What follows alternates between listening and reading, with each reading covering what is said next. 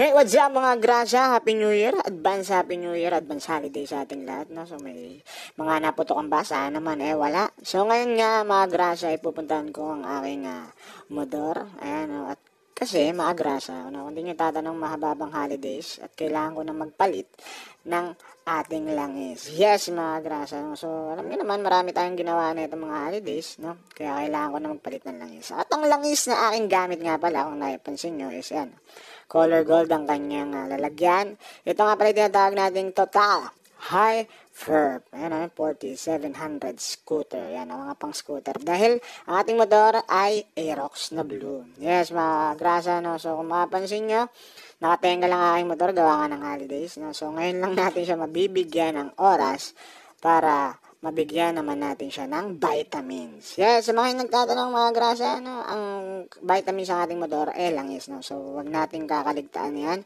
at wag nating kakalimutan yan sa ating mga motor, no? At yan nga kanina, pinakita ko yung mga gagamitin natin, yung ating mga tools or equipments, no? Dito sa aking Chad Backyards. Yan, dito natin gagawin yan sa aking garahe. So, let's start, no? So, una muna syempre, yan, no? Tatanggalin natin yung tornilyo. Yan. Hanap-hanap muna tayo ng medyo yan, pamatong lang, no? Para at least, ayan. Tatanggalin kasi natin dyan mga grasa sa mga hindi nagsasarili or nagdi-DIY magpalit ng langis. So, tinatanggal kasi dyan yan, yung pinaka-tornilyo sa ilalim. At dyan kasi papatak yung langis. Okay? Yan, yung existing na langis na ginamit ng ating motor. Okay? So, pagkatanggal natin yan, ayan, unti-unti natin tatanggalin, tutulo ngayon yung existing na langis. Okay? So, ang ating observation dyan, maitim yan, for sure. Kasi medyo, ayan. Natanggal na natin yung langis, no? So, isinalin lang natin sa isang hinati kong bote. Okay? So, papatakin natin yan until na madrain yung langis sa loob at papalitan natin mamaya lang ng ating Total High Verb. Yan, so sasagarin natin. Yan, so kinuha ko na yung ating pamalit. Ito nga yun, yung Gold Total High Verb na lagi kong ginagamit tuwing ako'y nagpapalit ng langis. So, highly recommended na yan mga grasa. So, kung mapansin nyo, ayan, no, may transparent siya. So, makikita nyo, okay, na tinuturo ko sa inyo ngayon is 100 ml lang yung itira nyo kasi 1 liter yan mga grasa. So, hindi mo siya pwedeng ilagay ng buo mismo doon sa motor mo, yung 1 liter. Okay? Kasi, syempre, aagos yan. Okay? Mapupuno. Sobra kasi yung 1 liter. So, kailangan lang natin ng 900 ml ng langis. At ayan nga itong ginawa kong DIY embudo. Okay? Parte lang ng hose, kinati ko lang. At itong parte din ng isang bote, kinati ko lang din sa gitna. At yung pinagdugtong ko. At ayun yung magiging embudo natin para hindi syempre matapon ng ating langis. Syempre, di ba?